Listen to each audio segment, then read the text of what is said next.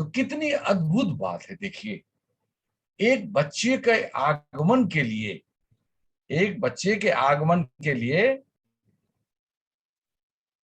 ये अस्तित्व, ये पूरा रहस्य मंडल कितनी बड़ी तैयारी करता है, जिसको हम लोग नहीं गौर करते हैं। कितनी बड़ी तैयारी करता है, बहुत बड़ी तैयारी है। उस तैयारी के प्रति आप श्रद्धा से, विनम्रता से झुक के ग्रहण कर सकते हैं, अपने आप होता है। आप देखेंगे अभी भी भारत में बहुत सारे डिलीवरी में कुछ ट्रीटमेंट की जरूरत नहीं होती, नॉर्मल डिलीवरी हो जाता है, नॉर्मल हो जाता है। तो कौन करवाता है? ये अस्तित्व कराता है, उसका आयोजन, उसकी व्यवस्था।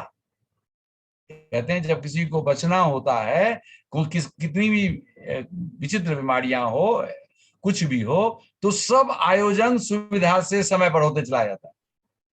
आपको डॉक्टर समय पर मिल जाएगा, आपको हॉस्पिटल समय पर मिल जाएगा, दवाई मिल जाएगी, और नहीं तो वही तो 100 प्रॉब्लम हो जाएगा, छोटी बीमारी भी कॉम्प्लिकेट हो जाता है, क्या से क्या हो जाता है। ये सारा आयोजन है। और आपके प्रेम, श्रद्धा और भरोसा, किस पर भरोसा? जिसको आप नहीं जानते। अब सोचिए, यही आध्यात्म की जरूरत है। ये माता पिता के चरणों में, ये सगुन से ही शुरू होता है। देवी देवता जिनका एक आकारा बना देते हैं, बस सदियों से बना हुआ है, आप जानते नहीं उस आकार को, लेकिन फिर भी झुक जाते हैं। तो किसी के प्रति तो झुके आप। तो झुकने की कला ये बचपन से ही परिवार, माता पिता जो टीम है, उसके साथ हम जीने लगते हैं, सीखने लगते हैं। बच्चा का जन्म हो गया, चारों तरफ रोशनी है।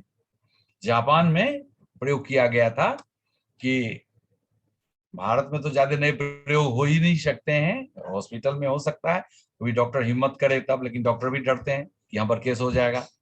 तो बच्चा ज्यों ही जन्म लिया कि मां के प्लेसेंटा से जुड़ा ही हुआ है, उसी तरह जिस तरह का पानी लीकर एमनीआई भीतर है मां के गर्भ में, उसी तरह बाहर टेम्परेचर टब में वैसा ही पानी, उसी टेम्परेचर पर, उतना ही लाइट पर बच्चे को छोड़ दिया जाता है और बच्चा तैरने लगता है। जन्म के तुरंत बाद बच्चे को पानी में छोड़ दिया जाता है और बच्चा तैरने लगता है। देखिए अपने आप।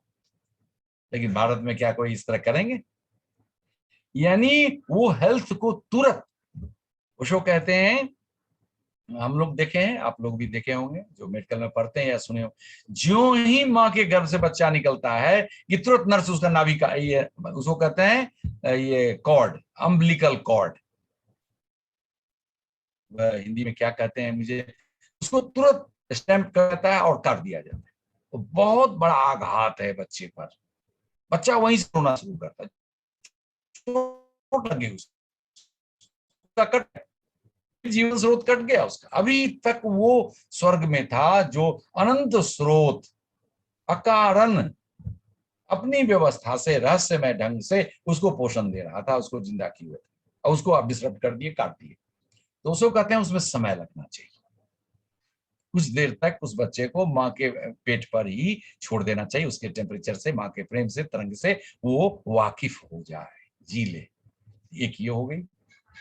जो कर सकते हैं जरूर गौर करेंगे, इस बात को अमल करेंगे। मैं डॉक्टर भी हूं। तो वो कुछ देर माँ के पेट पर रखें, उसको उसके साथ व्यवस्थित हो जाने दें। नहीं तो कहाँ स्वर्ग, कहाँ क्षीर सागर विष्णु से तुलना कर रहे हैं, और कहाँ ये चारों तरफ से तरंगे आ रही हैं, रोशनी है, प्रकाश, आवाज है। हॉस्पिटल में भी तो आवाज होती रहती है, खटखुट होते रहता है, वो तीव्र रोशनी है, विचार चल रहे हैं डॉक्टर के, नर्स के, सब धड़फड़ाया हुआ है, बाहर इंतजार कर रहा है बेटा हुआ कि बेटी हुआ, क्या करें, सब तरंगे काम कर रही उस बच्चे पर। अब शुरू हो गई उस सूक्ष्म, वो कितना नाजुक है, उस पर काम करने लगी। तो काश उसको हम बचा सके। मैंने वहां अगल बगल, वहां तो नहीं कहेंगे, वहां भजन कीर्तन होता हो, बहुत सॉफ्ट म्यूजिक बजता हो, उसने कहा है कि soft music soft light, soft music soft light होना चाहिए, लाइट भी बहुत तीव्र नहीं होना चाहिए। नहीं तो बच्चे को सबसे बेसी उसके बाद, जब जन्म के बाद तुरंत रोशनी ही चोट पहुंचाती है। माँ के घर में तो रोशनी रहती नहीं है, अलग ढंग का रोशनी, अलग सूदिंग होता है, वो जो कुछ होता है बहुत ही अनुकूल होता है। बहुत ही पोषक होता है उस उम्र में माँ के गर्भ में। लेकिन बाहर आते ही अब बाहर के अनुसार उसको एडजस्ट करना होगा, तो वो शुरुआत में चोट लगती है उसको, प्रकाश से भी आंख पर लगती है, शरीर पर लगती है। अब उस पर वर्क हुआ नहीं, लेकिन प्रकाश से चोट लगती है। इसीलिए प्रकाश भी धीमा, इतना धीमा कि चोट न लगे, वो उत्तेजित न करे शरीर को। तब हो गया। अब तब उसको उल्टा लटकाते हैं बच्चे को, और जब बच्चा रोने लगता है तो समझ जाते हैं कि जिंदा है। नहीं तो कुछ हजार में बच्चे रोते ही नहीं है, तो उनको ठोका जाता है। ठोकने से क्या होता है, लंग्स खुल जाता है। लंग्स खुला, बस सांस गई, बस रोने लगा।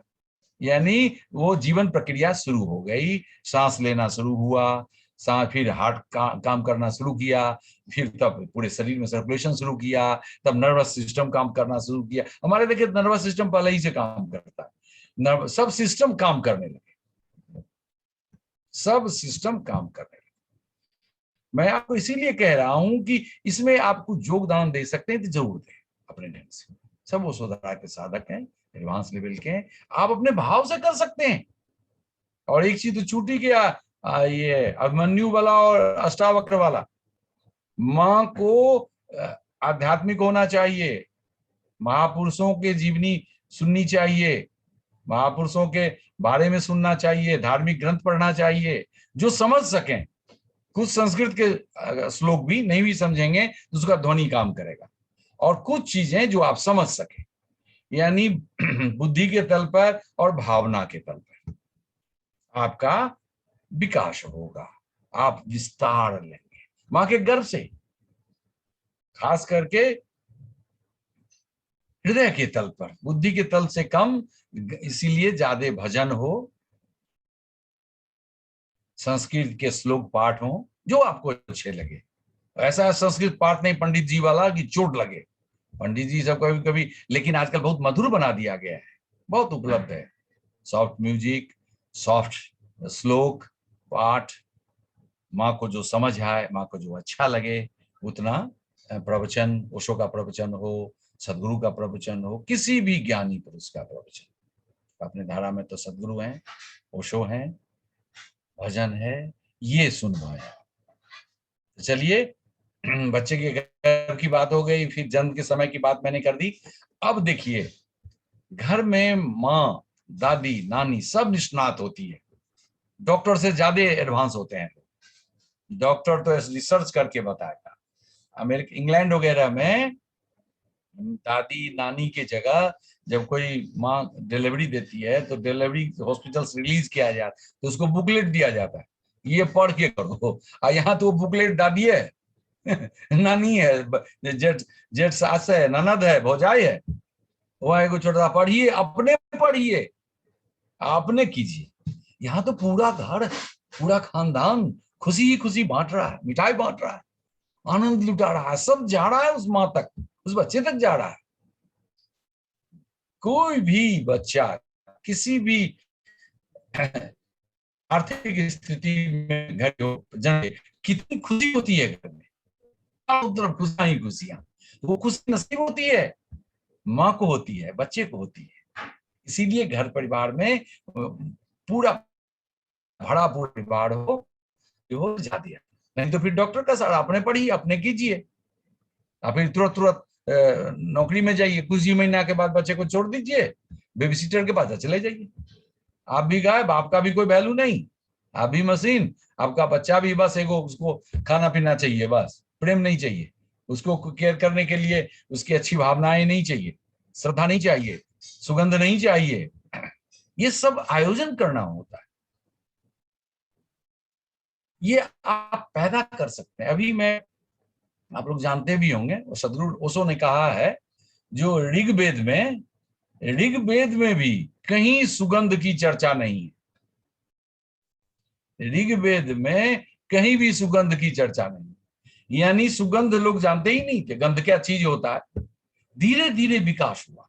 यानी आप कुछ चीज पैदा कर सकते हैं उस बच्चे में, श्रद्धा से, प्रेम भाव से, केवल भाव से, प्रेम भाव से पैदा कर सकते हैं। ये आपके हाथ में है। इसलिए देखते हैं कि जिस घर में बच्चे पैदा होते हैं, जो होते हैं घर में, सो जो आते हैं कितने खुश होते हैं, जरा उनका मुंह को अब गौर कर लीजिएगा। आने वाले भी खुश रहते हैं, क्या बात है, बच्चा हुआ है, नाम ले, अरे उसको तो हम तो वो तो क्या, वो तो नानी बन गई, वो तो माँ बन गई, नाम लेके देखिए, खुशियां ही खुशियां। जो आते हैं वो भी खुश, खुशी लेके ही आते हैं, खुश नहीं, खुशी लेके ही आते हैं, खुशी बांट रहे हैं। घर के में तो उधर बधावा हो रहा है, चारों तरफ मुदित है, प्रसन्न है। कहीं कहीं तो आदिवासी लोग में भजन कीर्तन भी होता है, ढोल भी बजाते हैं खूब लोग। तो ये देखिए, ये शुरुआत है आपकी, बचपन, केवल बचपन में, मैंने कहा बचपन, बचपन में जो बचता नहीं है। अब बच्चा को बोध ही नहीं होता, खूब जीता है वो, खूब जीता है, लेकिन जब बड़ा हो जाता है तो सबको बनता है कि तेरी की तो चला गया बच्चा, सब कहता है बचपन हमको चाहिए। एक आदमी आए, बड़े आदमी थे, तो कम उम्र के, पैसा ज्यादा था उनको, तो हमको एजुकेट करने आए कि आप MUA में हो जाइए ना। तो हमको बहुत लोग कर रहे थे, तो हम क्यों जाए भाई, हम तो खुद डॉक्टर हैं, हम तो प्रैक्टिस छोड़ दिए हैं, हम तो पैसा देखे रहे हो तुम सब, हम क्यों कमाए। तू आया हो, कहा कि आप हवाई जहाज पर चढ़िएगा, आपकी जो गाड़ी है उससे बड़ी गाड़ी हो जाएगी, हमको लेके क्या करेंगे, हमको जरूरत नहीं है। वो मुंह देखने लगा हमारा, वो घबरा गया कि क्या कर रहे हैं, हम आए इनको पैसा दिखाने के लिए, हम करेंगे क्या लेके भाई, हम तो देख चुके हैं उसकी उसकी सामर्थ्य, उस पैसे के सामर्थ्य देख चुके हैं, क्या उसका सामर्थ्य है। वो बेचारा चुप हो गया, वो बात ज्यादा बात नहीं कर पाया, जब आया था मोटिवेटर था, वो मोटिवेट करने आया था हमको, तो उसको खिलाए पिलाए उसको, खा पी के गया वो बेचारा। तो उसको मन रखने के लिए कि मीटिंग में हम चले गए। तो देखिए, क्या मोटिवेशन, पैसा कमाने का मोटिवेशन, ठीक है, आप जो मोटिवेट करेंगे वो पैदा होती है। हमारे कहने का मतलब, उस बच्चे में आप पैदा कर सकते हैं। जैसे सुगंध नहीं था, कभी गंध की का अनुभव नहीं था, तो कैसे इंद्रियों में डाल दिया गया, और सब आदमी हम लोग कहते हैं गंध, सुगंध, दुर्गंध, सब लोग। और उसमें भी देखिएगा, सब आदमी सुगंध दुर्गंध के प्रति ओपन नहीं होते हैं, संवेदनशील नहीं होते हैं, बहुतों को लगता ही नहीं है। नाली के बगल से गुजर जाइए और उनको कुछ लगा ही नहीं, सुगंधित फूल भरा हुआ है हवा में, क्या लग रहा है, नाकों को चूड़ा है, लेकिन उनको कुछ नहीं लगेगा। मन करेगा कि थोड़ा ठहर जाएं, एक बार लंबी सांस ले लें, गहरी सांस ले लें, मजा आता है। आप देखेंगे, आप इसको आयोजन कीजिए, कहीं भी फूल, सुगंधित फूल के बगिया या फूल से गुजरिए, उसके प्रति श्रद्धा व्यक्त कीजिए। जैसे मानव कोई महापुरुष मिल गया आपको, उसी तरह सर्वश्रेष्ठ है वो, एक महापुरुष है वो। मानव में है, वनस्पति में केवल वही एक इंद्रिय है फूल, और इस धरती पर ज्यादा जिम्नोस्पर्म यानी नहीं फूलने वाले पेड़ पौधे हैं, नहीं है गंध।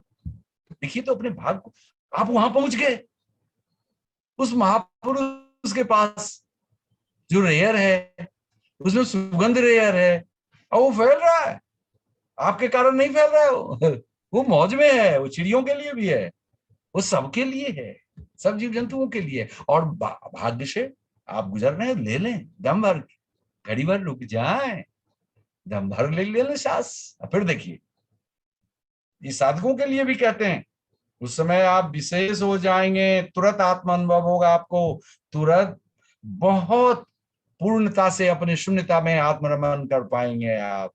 अचानक यदि आप रुक गए कहीं फूल के पास, तो ये देखिए जीवन में आ गया, सुगंध भी आ गया जीवन में आपके।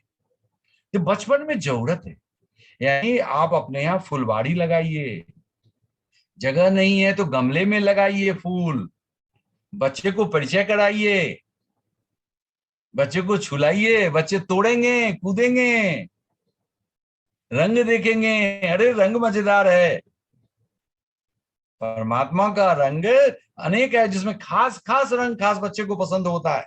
ये देखते हैं मेरे बैकग्राउंड में, मेरा ग्रैंडसन आदित्य किया है, वो आज कुछ चेंज किया है, वो उसकी पसंद है अपने, उसने जो किया मैं एक्सेप्ट किया। आप लोगों को भी आशा करते हैं अच्छा लगता होगा। क्या लोग ये अच्छा लग रहा है ये बैकग्राउंड, देखिए तो ये उसका चॉइस है, खुश है वो, हम भी खुश हैं, आप सब देखिए सब लोग खुश हैं। तो ये आपको क्रिएट करना होगा, इतना समय निकालना होगा जीवन से, इतना बीच लोगों में आपस में बात करनी होगी। अब बात करने से बात बढ़ती है, पसंद होता है सबको, क्योंकि हम सबों का मानव कुछ चीज हम लोगों में समान है। विकास में अलग अलग ढंग से कर सकते हैं, परिस्थितियां जो भी हो, सम विषम, सीखने की प्रवृत्ति, सिखाने वाले की प्रवृत्ति, इस पर भी निर्भर करता है। लेकिन बेसिक चीज तो सामान्य इंद्रियां, आंख कान नाक ज्ञान इंद्रियां हैं हमारे पास, उसको जैसे हम पोषित करेंगे, उसको जैसे हम उससे भी प्रेम करेंगे, अपने इंद्रियों से भी प्रेम करेंगे। मौका, प्रेम करना मतलब उसको मौका देना, ऐसा नहीं कि उसके, आप गौर करेंगे मैं अपना अनुभव बताता हूं आप लोगों को।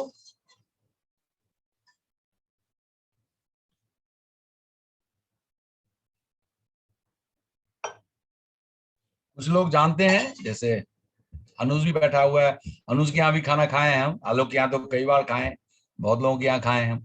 तो आप जानते हैं कि मैं मिर्ची नहीं खाता हूँ, मसाला नहीं खाता हूँ, मुझे पसंद नहीं है। तो लोग जानते भी हैं, प्याज लहसुन भी नहीं खाते हैं। तो कहीं लोग जानते भी हैं, अब फिर भी धोखा से अनजाने में पड़ गया मिर्ची, या मिर्ची वाले छोलनी से कलछुल से आपने चला दिया।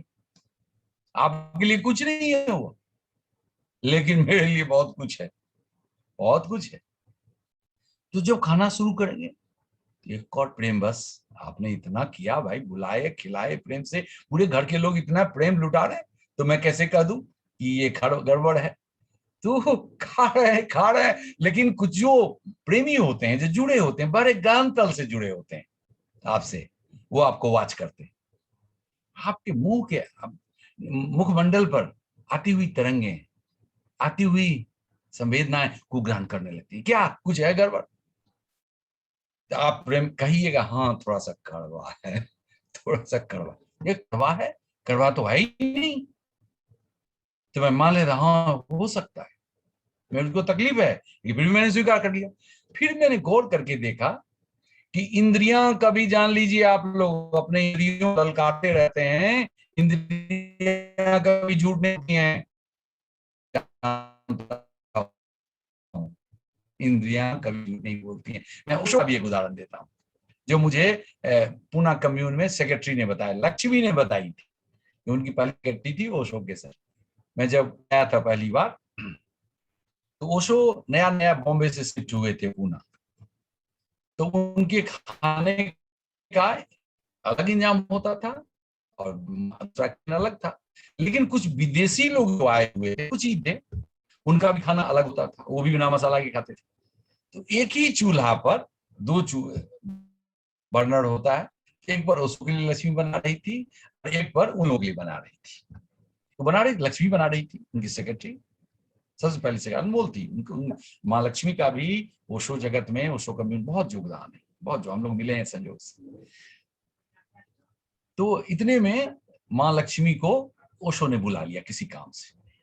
अब वो खाना बना रही, जैसे घर में होता है ना, बच्चे रोने लगते हैं तो माँ को जाना पड़ता है, छोड़ के चूल्हा पर कभी कभी जल जाता है। कुछ हो गया, हस्बैंड ही बुला दिया, कोई गेस्ट ही आ गए, नॉक कर दिए, घंटी बजा दिया, बेचारी अकेली क्या करी, दौड़ जाती है। तो उसने किसी का नाम लिया, माँ लक्ष्मी ने किसी को, उन्होंने कहा कि देखो हम जा रहे हैं, सब हमको भगवान श्री ने बुलाया है, तुम जा देख लेना है। तो कहा कि ठीक है ठीक है, उसको खुशी हुई, करे उसको काम खाना बना रहे हैं, भगवान से खाना बना रहे हैं। तो चली गई, फिर आई तो कही सब ठीक है, हाँ ठीक है।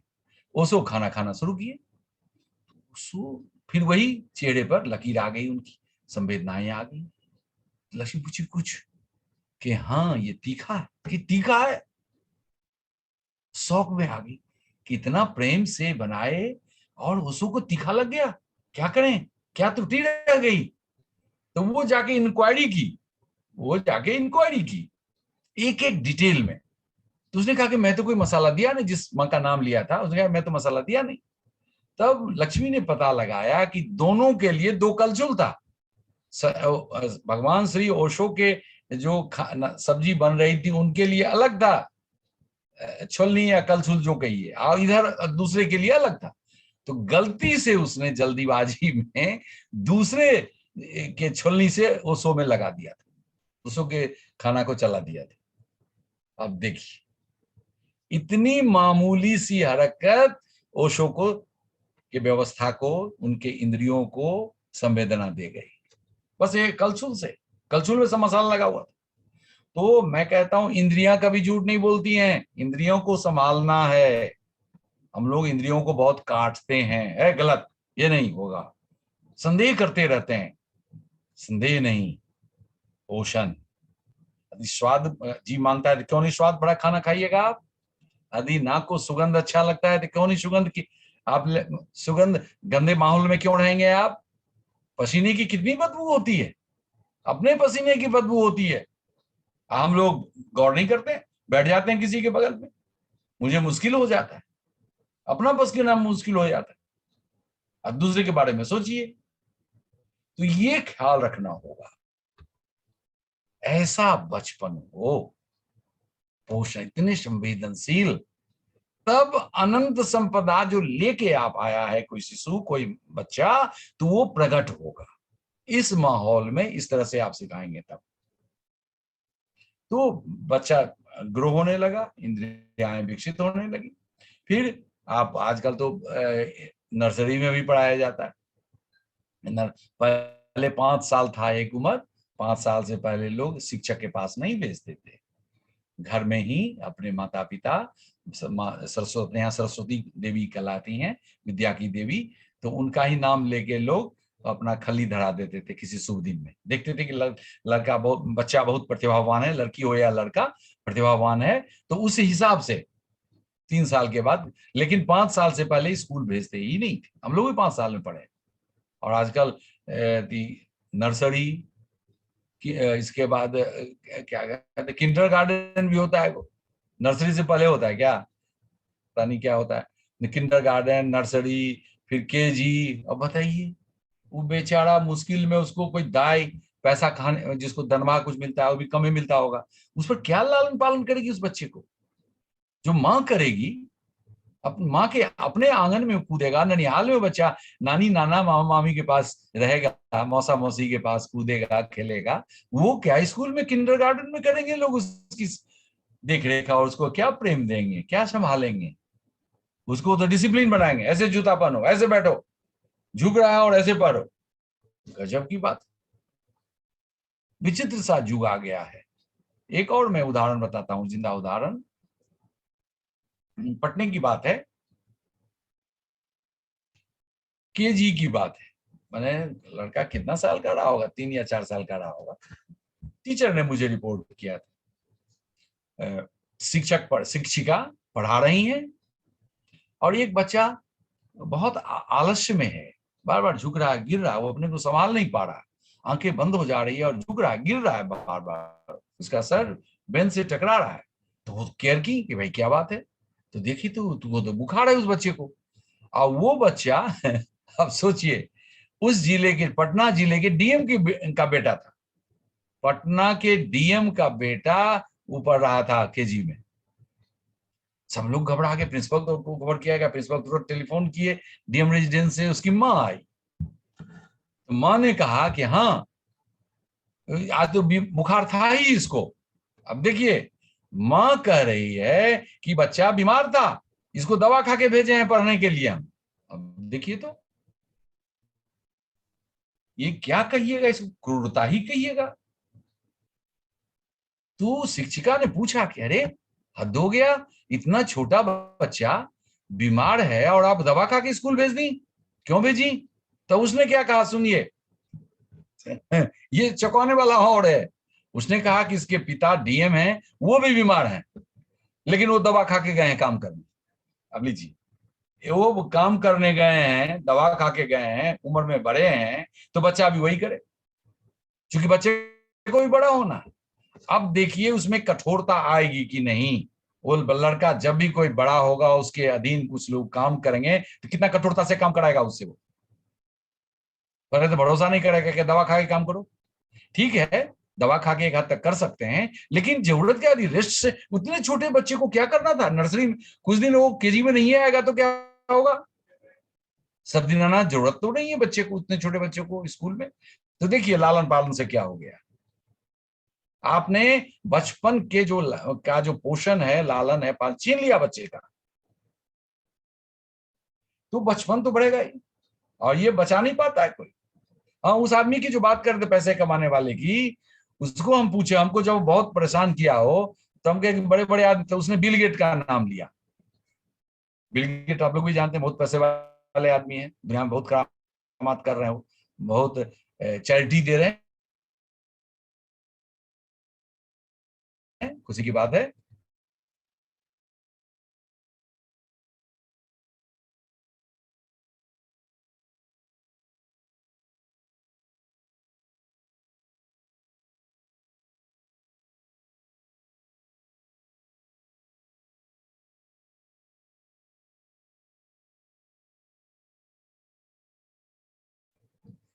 बिल गेट जैसा ग्रोन अप मैच्योर्ड आदमी, विवेकशील आदमी कहता है काश में बच्चा होता। क्या संभव है? ये तो कोई छोटा बच्चा भी, किशोर भी कह देगा, ये संभव ही नहीं है बच्चा होना। अब बिल गेट तरस रहे हैं कि हम बच्चे हो जाए।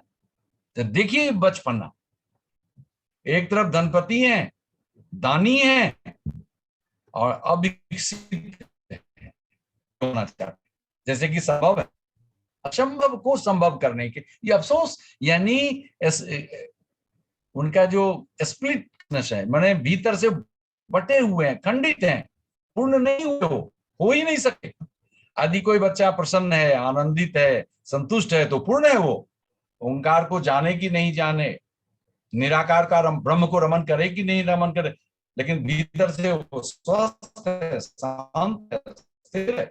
शांत ही नहीं सकती, वो खंडित है, वो सिजोफ्रेनिक है, उसकी भीतर से चेतना अब टूट फूट है, कभी कुछ कभी कुछ कभी कुछ, इसी को खंडित कहते हैं, स्प्लिट। हमेशा अपराध भाव में रहेगा वो आदमी, क्योंकि चेतना का एक खंड कहेगा नहीं हमको धन कमाना चाहिए, वो कह रहे बुढ़वा धन कमा क्या करोगे, टैक्स ले लेगा सब, कहेगा अरे टैक्स वाले को मैनेज कर लेंगे, फिर कहेगा कैसे मैनेज करोगे, देखो उसको उसको। अब देखिए ये में यदि संतुष्ट नहीं है तो क्या, संतुष्ट हैं, इंद्रियां आपकी स्वस्थ हैं, तो जो सूचना लाएंगी और जो डिकोड होगा आपके भीतर सेंट्रल नर्वस सिस्टम, वो ठीक ढंग से करेगा। और उसके पार आपका ये है, विवेक है, प्रज्ञा है, जो आपके घर में माता ने, पिता ने, शिक्षक ने सिखाया है कि जल्दीबाजी मत करना, तो पैसे कमाने में अपना धैर्य मत खो देना, गलत काम मत करना। कौन पिता नहीं सिखाते हैं? तो जग जाएगा भीतर से, स्वस्थ इंद्रिय रहेगा, तब आप शांत रहेंगे तब। नहीं तो इतने तरह के विचार आएंगे, कभी दोस्त का विचार आ जाएगा, तो कभी मौसी का विचार आ जाएगा, कभी मौसा तुम्हारे बहुत कमा रहे हैं तो उसका विचार आ जाएगा, चारों तरफ से क्राउड हो जाएगा। तो चलिए हम लोग बढ़ते चलते हैं। अब देखिए, अपने यहाँ व्यवस्था की गुरुकुल की, गुरुकुल 5 से 7 साल में, शायद मैं उम्र एग्जैक्ट नहीं कह सकता हूं, लेकिन 5 साल में जो परंपरा रही है भारत की, जो 5 साल में शिक्षक के पास जाए। एक संस्कार होता था जनेऊ, उपनयन, उपनयन संस्कार, इसमें आचार्य जाते थे, विद्वान आचार्य। अभी तो शिक्षक, शिक्षक यानी जिनको तनख्वाह मिलता है, खास खास विषय पढ़ाते हैं, वो पढ़ाते हैं जिसमें परीक्षा पास कर सकें आप, और उन विषयों का बोलबाला है आपके नौकरी में, कंपटीशन में, इसीलिए आप पढ़ते हैं, ज्ञान अर्जन के लिए नहीं करते हैं आप। वो एक ये सिस्टम जो बना हुआ है, एक पद्धति है, उस पद्धति में एक डिग्री मिलेगी, उस डिग्री में एक नौकरी मिलेगी, उस नौकरी में आपको तनख्वाह मिलेगा, उस तनख्वाह से आपको जरूरत है उस तनख्वाह की, उसको उसके लिए आप एजुकेशन ले रहे हैं। और गुरुकुल में क्या था, 5 से 7 साल के बाद शरीर स्वस्थ हो, मन शुद्ध हो, भाव शुद्ध हो, और भीतर के जो आपकी इंद्रियां, इंद्रियों के परे जो जगत है, वहां क्या पहुंचती है, आप जब शांत होते हैं तब उसकी सुगंध आती है। सुगंध यानी वो लगता है कि हाँ भीतर भी कुछ है। और गुरु के पास जाते हैं, कह देते हैं कि अरे यही तो आत्मा है तुम्हारी, यही तो आत्मस्मरण है, यही तो साक्षी है, जब आप सीखने लगते हैं तो आपको होता होगा अनुभव। तो ये देखिए गुरुकुल में पूरे टोटल एजुकेशन होता था, शरीर, मन, हृदय और इंद्रियों के पार के जगत, आत्मा की पढ़ाई होती थी, टोटल होता था। और इतना ही नहीं, आपकी शारीरिक तकलीफ कैसे दूर हो, आप स्वस्थ कैसे रहें, आप हमको हमेशा एनर्जी, ऊर्जा कैसी बनी रहे, स्फूर्ति रहे, स्मार्ट बने रहे, इसका भी आयोजन, यानी आसन प्राणायाम सब कुछ सिखाया जाता था, योग भी सिखाया जाता था, ये आयुर्वेद भी सिखाया जाता था गुरुकुल में ही, वहां सब मौजूद होते थे। तो यहाँ ये क्रमशः आपके हाथ में है। हम आपको बताएं, यहाँ बताते हैं, बहुत पहले की बात है, शायद आलोक थे उसमें, हर्षित जी थे उसमें, उन दिनों 9 दिन का होता था ध्यान समाधि कार्यक्रम। मैं था उसमें आचार्य, प्रमुख आचार्य था। तो गया के लोग ही मोस्टली थे, आलोक जी आए, आलोक और मानव जी शायद बगल से आए थे, मसौरी से आए थे शायद। तो हाँ, इसका इसका लड़का और भाई, अनुज का लड़का और भाई भी आए थे। अनुज भी खुश कि मेरा बेटा गया है, अनुज जा नहीं रहा था लेकिन गया, याद आ गई बात। तो उसमें एक बच्ची थी, वो 7 साल की शायद थी, अब तो बड़ी हो गई, कॉलेज में पढ़ रही है। अब 7 साल की बच्ची थी, उसकी माँ भी दीक्षा लेने आए, ध्यान समाधि कार्यक्रम में भाग ले रही थी, माँ भी ले रही थी, मौसी लोग भी थी। तो माँ ले रही थी, उससे पहले कार्यक्रम में वो भी उसी में ध्यान समाधि कर रही थी, और उनकी 2 बच्चियां भी कर रही थी। वो बच्ची 7 साल की थी, और जब नाम दीक्षा दिया गया तो सबसे पहले वही सुन ली। हम भी देख लिए, आज तक देखे नहीं थी इतने कम उम्र में। जो कहा गया कि जो लोग सुन चुके हैं वो हाथ उठाएं, उठा दी आराम से, बहुत चेहरे पर उसको बहुत भरोसा था, बहुत ही कॉन्फिडेंस था उसको। तो मैंने कहा ठीक है बैठो, तुम आराम से बैठ गए, और भाग ले रहे थे सब। तो सदगुरु से मैंने, 7 साल की बच्ची, तो सदगुरु से मैंने पूछा था उस समय, जो आपने गुरुकुल में क्या उम्र था प्रभु? तो उन्होंने कुछ कहा था, 5 या 7 साल था, हम अपने इनसे कहा था। तो कहने का मतलब देखिए, ओंकार दीक्षा भी घटित हो गया। मैं ये यहाँ तक ये उदाहरण इसीलिए आपके सामने लाया कि आप चाहें उस धारा में संभव है ध्यान समाधि, आसन प्राणायाम, अब योगा क्लास भी हो रहा है, और मन शुद्धि, भाव शुद्धि, सब कुछ सिखाया जा रहा है। तो आप 5 साल के बाद ही अपने बच्चे को ध्यान समाधि 7 साल में ला सकते हैं, और 7 साल में ओंकार दीक्षा हुआ है, मैं गवाह हूं।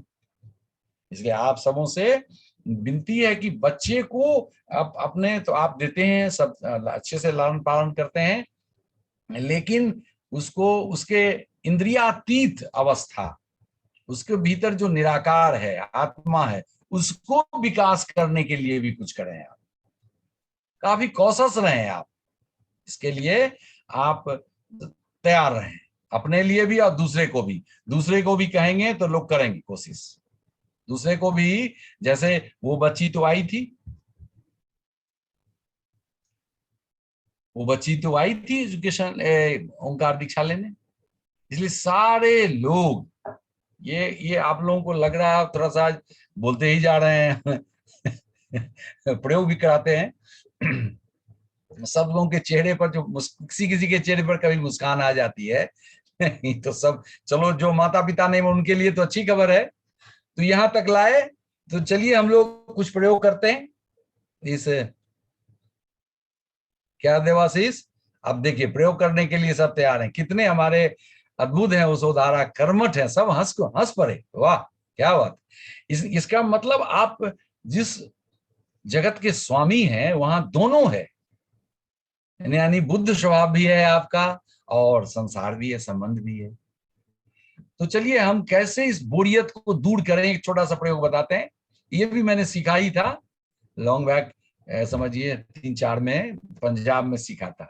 पंजाब में ध्यान समाधि करा रहे थे, तो एक मित्र आए थे कनाडा से, वो एनआरआई थे। पंजाब में जाएंगे तो घर घर लोग एनआरआई, तो 1.5 घंटे का होता है, सवा घंटे का डेढ़ सत्र जो होता था, तो उसने हाथ उठाया 45 मिनट या 1 घंटे के बाद, I want to say something, okay granted.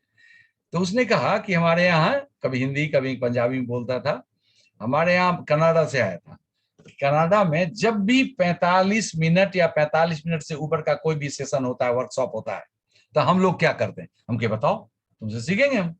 तो उसने जो बताया तो वो सब भी बताए हुए हैं। तो जब भी आप लोग खड़े हो सकते हैं तो हो जाइए, आप लोग को भी बताए होंगे कोई ना कुछ ना कभी, लेकिन जो लोग नहीं जानते हैं वो जान लें। आप खड़े हो जाएं, जहीं हैं खड़े हो जाएं, बोरियत दूर होने के लिए बता रहे हैं आपको, चेहरे पर जो आ गई है।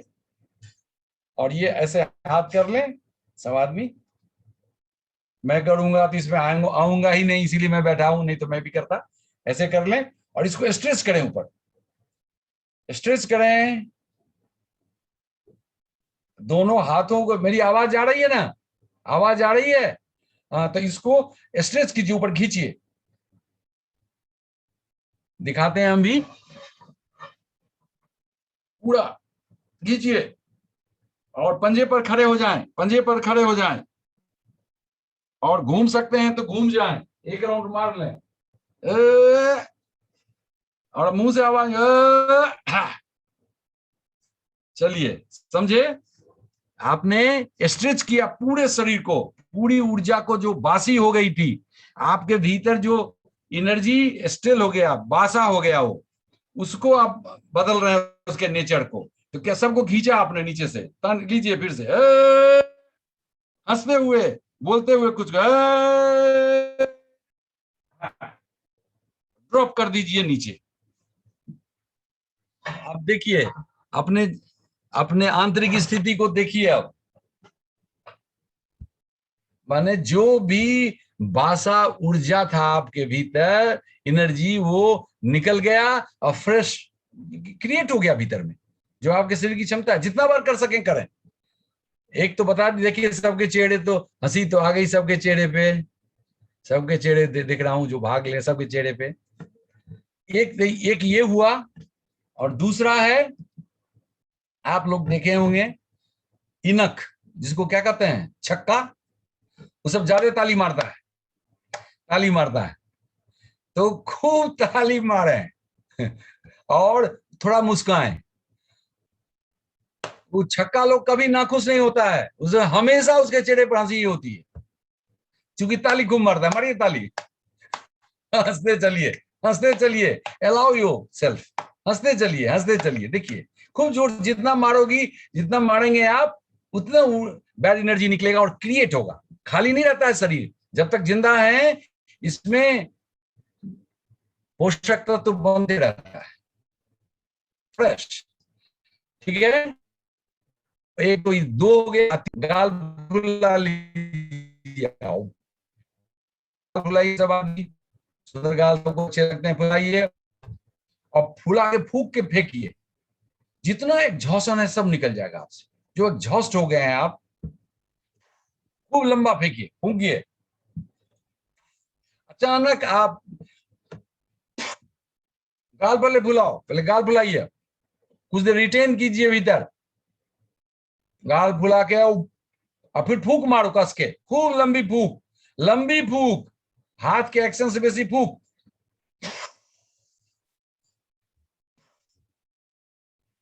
देखेंगे धीरे धीरे हंसी फूट पड़ेगी आपकी, आपकी हंसी फूट पड़ेगी।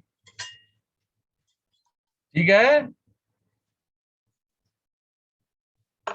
3 प्रयोग मैंने बताए, आप खड़े होके भी कर सकते हैं जैसा समय रहे, वर्किंग प्लेस में है तो आप थाली भी बजा सकते हैं खूब खुल के, या गाल फुला भी सकते हैं आप, तो सब आपके हाथ में है।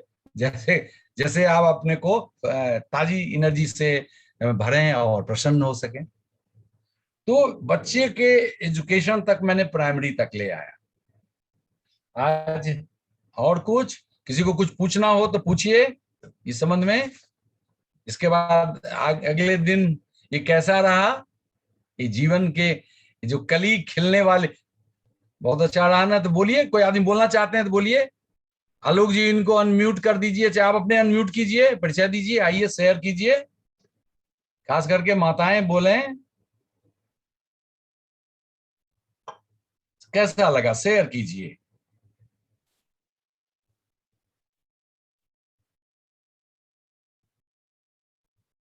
आवाज नहीं आ रही है, बोलो। रंजना बोलो, तुम बहुत दिन तुम तो भाग जाती हो, आज पहली बार आई हो तो खोलो, अनम्यूट करो, अनम्यूट करो, बोलो, दाबो बटन वहां, अपना परिचय दो, अपना परिचय दो, अब बोलो कैसा लगा। प्रणाम स्वामी जी। परिचय दो।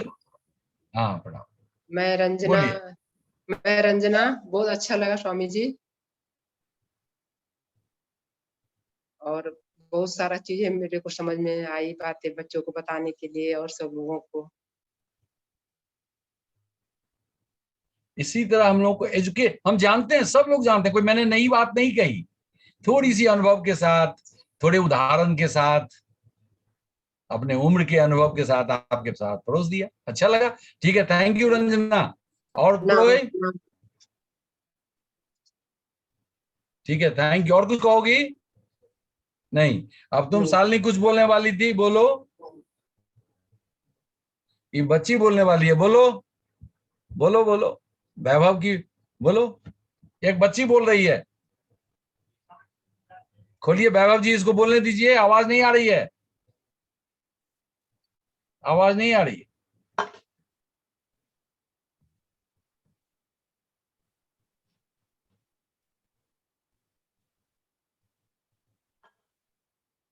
आवाज नहीं आ रही है तुम्हारी।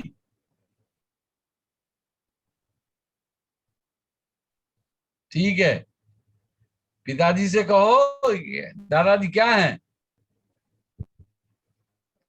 म्यूट कीजिए। चलिए कोई बात, बहुत बहुत धन्यवाद, बच्ची हो के ही कोशिश कर रही है। और कौन बोलेंगे?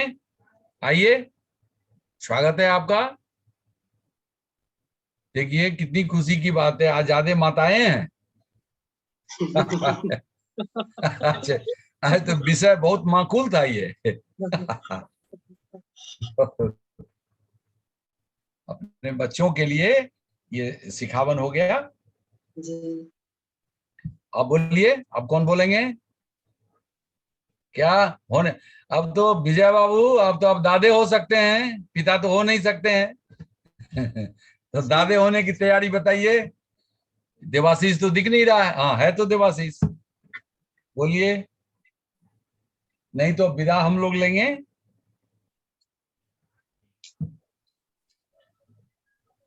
आचार्य से प्रणाम। प्रणाम, बोलिए। आज ने जो अनोखी बात आपने बताए, गर्भाशय क्षीर समुद्र से लेके विष्णु भगवान से लेके और बच्चा को कैसे लालन पालन से लेके प्रकृति से लेके, जो इतना अच्छी बात बोले, तो मैं तो धन्य हो गया। और सभी माताएं, सभी पिताएं को भी आपने जो सीख दी, उसके लिए आपको बहुत बहुत धन्यवाद, और मैं बहुत आभारी हूँ। धन्यवाद।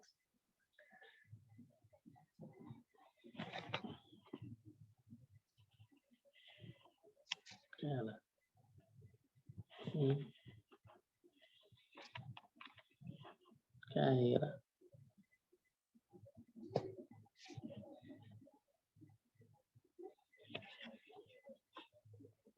क्या है ये?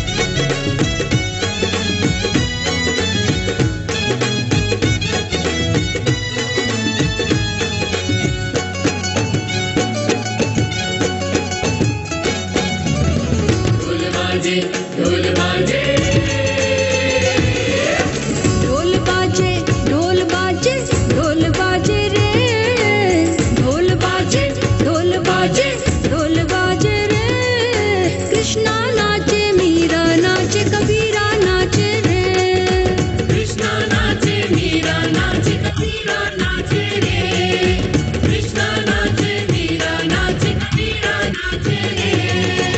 ढोल बाजे, ढोल बाजे, ढोल बाजे रे, ढोल बाजे, ढोल बाजे, ढोल बाजे रे। कृष्णा नाचे, मीरा नाचे, कबीरा नाचे रे, कृष्णा नाचे, मीरा नाचे, कबीरा नाचे रे, कृष्णा नाचे, मीरा मित्रों, नाचे रे।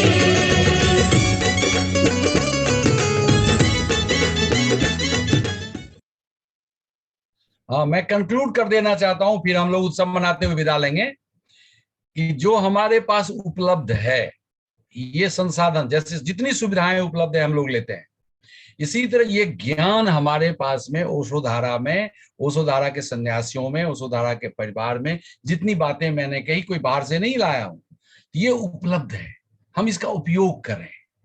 किसी एक नवजात, जो किसी के घर में कोई आने वाला हो, उसको शुरू से ही करें, शुरू से ही। इसमें हम तो हैं ही, और भी ये आलोक जी हैं। आलोक जी देखने में कम उम्र लगता है, लेकिन बहुत इनके पास में समागम होते रहता है हमसे, तो इनको आप पकड़ सकते हैं। इनको जरूरत होगा तो हम उसको पकड़ेंगे ही। तो ये जरूरी है। ये कितना महत्वपूर्ण है, मैंने कितना उदाहरण दिया। 7 साल का बच्चा, 5 साल का बच्चा, गुरुकुल का बच्चा, माँ के गर्भ में आप ये सब आयोजन करें। माँ के गर्भ में कंसेप्शन से लेके डिलीवरी, उसके बाद जन्म तक आपके हाथ में। इसका उपयोग करें। पहले तो अपने यहाँ तो दाम्पत्य जीवन भी है, ओशोधारा में दाम्पत्य प्रज्ञा है, फिर वात्सल्य प्रज्ञा है, लेकिन दाम्पत्य प्रज्ञा में भी जुड़ जाएगा ये बात जो हमने कहा है। माता पिता कैसे क्या करें, सब उपलब्ध कर सकते हैं। आलोक जी आप लोगों को बताएंगे, नहीं जरूरत होगी तो हम भी कभी आप लोग देंगे तो सत्संग कर लेंगे इस पर। इसीलिए हमारे कहने का तात्पर्य था कि हम लोगों को जो उपलब्ध है उसका जरूर उपयोग करें और इसको फैलाएं दूर दूर तक, तब स्वस्थ मानवता पैदा होगी। जो भी बच्चे पैदा होंगे पूर्ण होंगे। ये नहीं कि केवल नौकरी के लिए, ये नहीं कि केवल खेल के लिए, ये नहीं कि केवल धन के लिए, सब कुछ के लिए, भीतर बाहर। जिसको ओशो ने कहा जोड़वादी बुद्धा, यानी भीतर से भी उतना ही विकसित जो अनंत संपदा हमारे भीतर मरते समय तक छुआ ही नहीं जाता है, उसके बारे में चर्चा भी नहीं होती है, केवल बात बनाते रह जाते हैं। अब बाहर तो हम लोग बहुत इकट्ठा कर लेते हैं। तो ठीक है, चलिए अब तो समय समाप्त हो गया। अब हम लोग उत्सव मनाते हुए हम लोग आलोक जी को धन्यवाद दें, आप सबको धन्यवाद, बहुत अच्छा लगा। और चलिए उत्सव मनाते हुए विदा लेंगे हम लोग। नाद अनहद गूंजता है, नाद अनहद गूंजता है, गगन गाजे रे, नाद अनहद गूंजता है, गगन गाजे रे। कृष्णा नाचे, मीरा नाचे, कबीरा नाचे रे, कृष्णा नाचे, मीरा नाचे, कबीरा नाचे रे, कृष्णा नाचे, मीरा नाचे, कबीरा नाचे रे।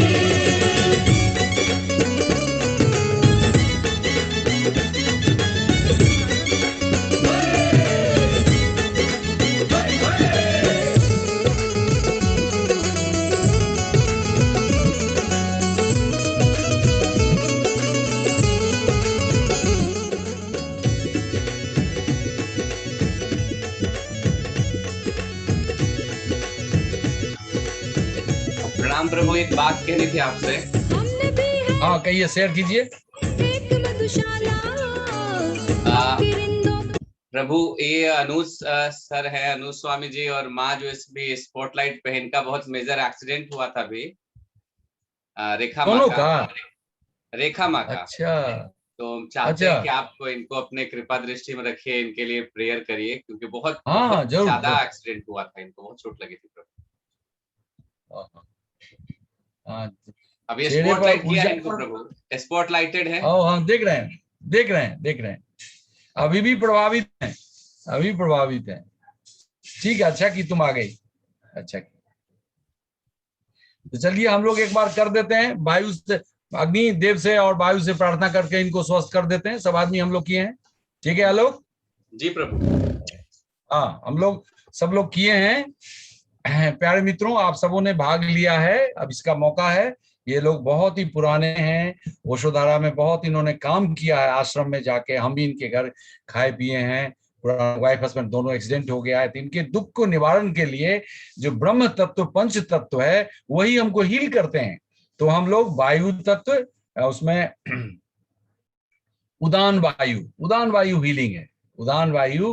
हाँ, और भगवान ये भगवान भास्कर, उदान वायु यानी अग्नि, ये तीनों मिलके हम लोग इनको स्वस्थ करते। तुम भी बैठ जाओ आराम से, बैठ जाओ। चलिए हम लोग सब आदमी लाइए, हमको इसमें लाइए, तो स्पॉटलाइट में लाइए तालुक जी। दोनों हाथ उठा लें सारे मित्र, आंखें बंद हो जाए, आप सर्वव्यापी नाद के शरण में हो जाएं।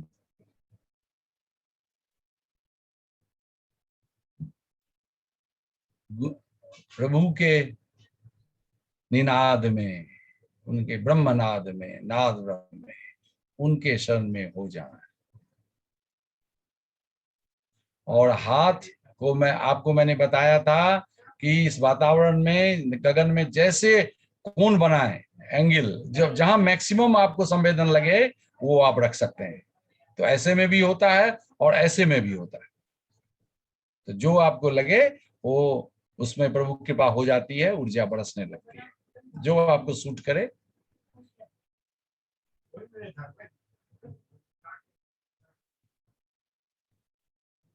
हम बोलेंगे पहले भगवान भास्कर को, और साथ साथ सब आदमी कहेंगे। 4 बार हम भगवान भास्कर का नाम लेंगे, आप लोग लेंगे, जो जो कहेंगे आप लोग कहते जाएंगे। ओम भास्कराय नमः, ओम भास्कराय नमः, ओम भास्कराय नमः, ओम भास्कराय नमः। अब हाथ सब हम लोग इनके तरफ कर लें। कृपा हो, कृपा हो, कृपा हो। भाव रहे कि स्वस्थ हो रही हैं। तुम अपने लिए भी कर सकती हो, अपने ऊपर हाथ उठा लो। कृपा हो, कृपा हो, कृपा हो। ओम भास्कराय नमः, ओम भास्कराय नमः, ओम भास्कराय नमः, ओम भास्कराय नमः।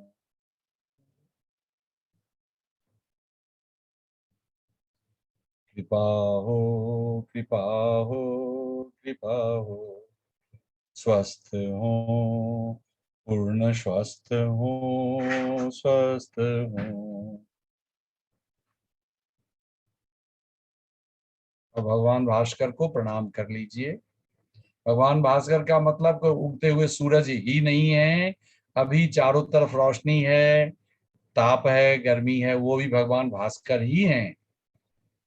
वो आपके चारों तरफ ताप के, उष्मा के रूप में, आलोक के रूप में मौजूद है।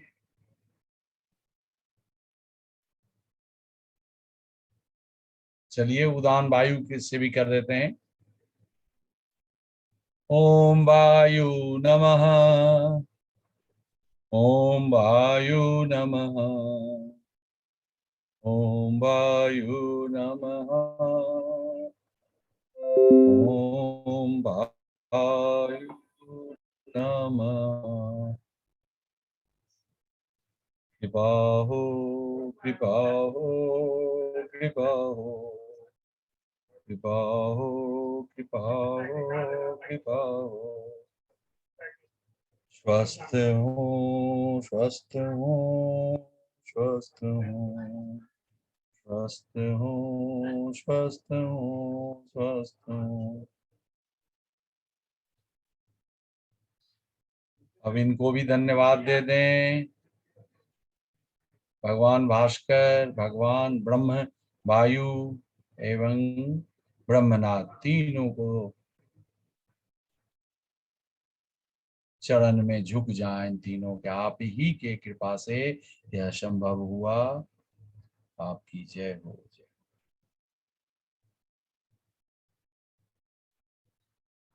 ठीक है अनुज, अभी अभी कैसा लगा बोलो?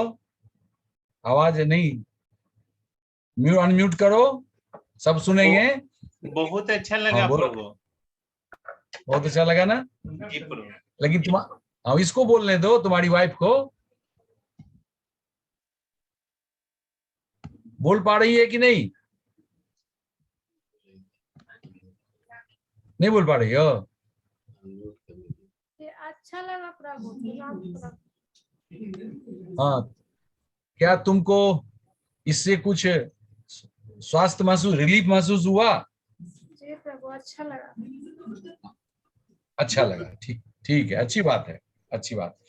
तब घर पर भी भगवान भास्कर और उदान वायु का मतलब तुम्हारे तरफ जो भी आप देखते हैं, आलोक जी आप सबों को कह दें, जो देखते होंगे कि किसी दिव्य आत्मा को ब्रॉड लाइन दिखाया जाता है फोटो में, टीवी में, या कभी विजन में आता होगा, तो चारों तरफ जो भगवान कृष्ण, भगवान शिव या कोई भी अलौकिक जो प्रकट होते हैं आपके विजन में, तो वो अपान वायु ही, अपान नहीं, उदान वायु ही है। चारों तरफ ऊपर से नीचे तक वो उदान वायु है, नीचे तक झट से आ जाएगा। देखना, जब भी अनुभव करना वायु नमः, तो देखेंगे एक घेरा आ गया, भरोसा करना वो कुछ नहीं, आलोकित उदान वायु है, उसी में रमन करना। जितना देर कभी भी बाहर जाना, थक जाना, अस्वस्थ, बस अपने उदान वायु में वायु ब्रह्म को नमः आह्वान करके प्रणाम कर लेना। वही 4 बार ओम वायु नमः 4 बार करके उनको कृपा मांग के आप महसूस करना, खुश हो जाओगे। जैसे स्नान करते हो उससे भी ज्यादा ताजगी और स्वास्थ्य महसूस होगा। ठीक है, ठीक है, चलिए, अच्छा हुआ, सारे मित्रों तक पहुंच गई। आप लोग घर में भी करेंगे, कराएं, लेकिन इसको अननेसेसरी लोगों को बांटेंगे नहीं डॉक्टर की तरह, नहीं तो सब क्वैक बना देगा और सुन अठलैया लोग स्वभाव बांटने लगे, सब मजाक उड़ाएंगे, क्योंकि समझेंगे नहीं इसका वैल्यू। इसलिए केवल अपने परिवार में या बिना बताए हुए, कोई तक दुखिया है कहीं पर, आप अपने सब व्यापी नाद में चले गए, उनके शरण में चले गए, उनको प्रति अपना अहोभाव व्यक्त किए और फिर बरसा दिए उस पर दूर से ही। ऐसा कर सकते हैं आप, या कोई यात्रा करने आए, कोई आप तक आए कि आप कुछ कर सकते हैं, तो आपको यदि भरोसा है कर सकते हैं तो जरूर करें। ठीक है आलोक, चलो अच्छा हुआ, प्रयोग भी हो गया। अब विदा लेते हैं तब। जी प्रभु। बहुत